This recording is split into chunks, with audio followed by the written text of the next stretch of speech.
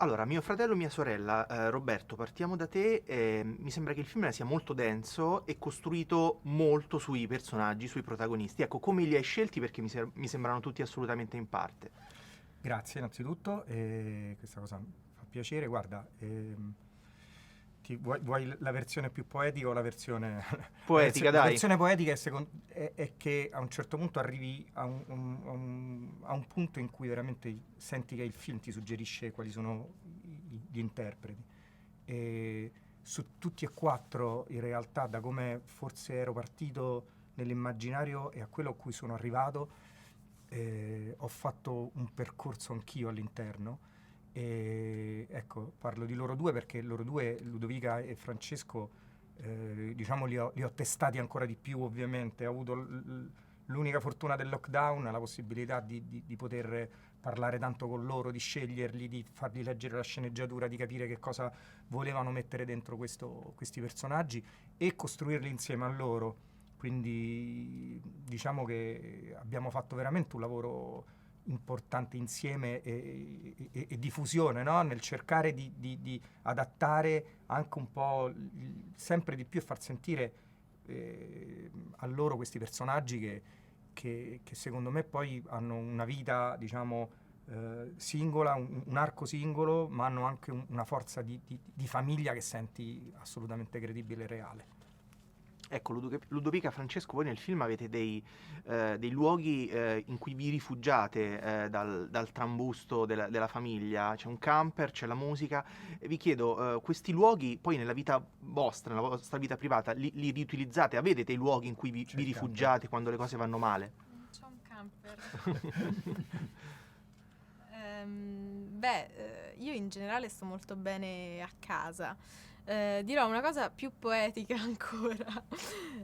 Ultimamente mi sento molto bene da sola, cioè ho assunto questa consapevolezza, sto invecchiando probabilmente, cioè sto crescendo. Mi sento molto a casa quando sono sola. Cioè, prima invece mi veniva l'ansia, io sono una di quelle che dice guarda che bello, poi se si gira non c'è nessuno mi prendo un colpo. Invece ultimamente pure con il lavoro che mi porta tanto fuori, sto imparando ad accettare la casa ovunque io sia, perché la casa sono io fondamentalmente. Quindi è una cosa strana, però il mio posto nel mondo sto imparando ad essere io. Perché sembra una cosa super egoriferita, però in realtà è una grande consapevolezza, perché quando stai bene da solo e sei sereno, poi affronti le cose con molta più calma. Secondo me vince chi è più calmo alla fine, no? E se stai bene, puoi anche non avere un posto nel mondo, ma starai bene comunque. Brava, spiegami come hai fatto, poi ho bisogno. Ci fai Sei tanto qualche tempo da corso. sola, a un certo punto ti abitui, cioè. Ma sì, di luoghi sicuri io ne ho tanti, ne ho bisogno, secondo me sono necessari, poi crescendo mano a mano ti rendi conto che devi essere sempre più indipendente, no? Da quello che c'è fuori, dai fattori che influiscono sul tuo umore, sul tuo, diciamo, sulla vita di tutti i giorni. Quindi ne ho tanti, che sia la musica come Sebastiano, diciamo, che sia casa mia, avere appunto questo luogo sicuro, questo porto sicuro in cui chiudi la porta e cerchi, diciamo, che i problemi siano fuori. Altro tema principale, quasi protagonista, è il perdono. Perdonate oppure no? Stoici sulla vostra posizione in generale? Beh, io che il film l'ho scritto non potrei dire altrimenti.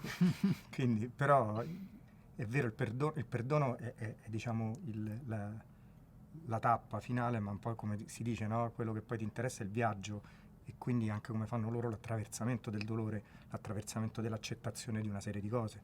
E, e questo poi realmente poi diciamo che i personaggi lo fanno anche singolarmente, no? Lo senti questa cosa dell'attraversare.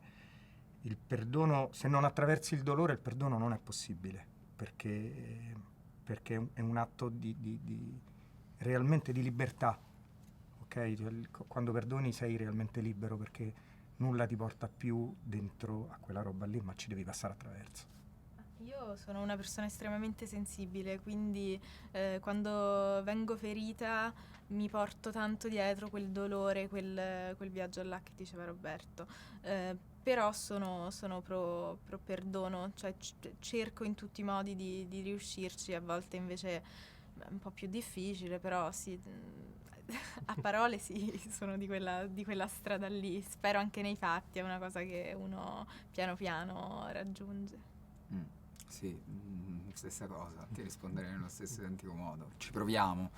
La risposta è che ci proviamo a perdonare, poi ovviamente le circostanze sono quelle che fanno poi la differenza, quindi bisogna essere nella situazione. Ti direi di sì, ma probabilmente ti mentirei, quindi... Sai, poi è anche un percorso, quando esatto. all'età loro continuo a ripetere, io cioè, non avrei neanche fatto questi discorsi, quindi insomma, cioè, Ludovica e Francesco tanta roba. Grazie Prego. mille, Grazie a te. grazie.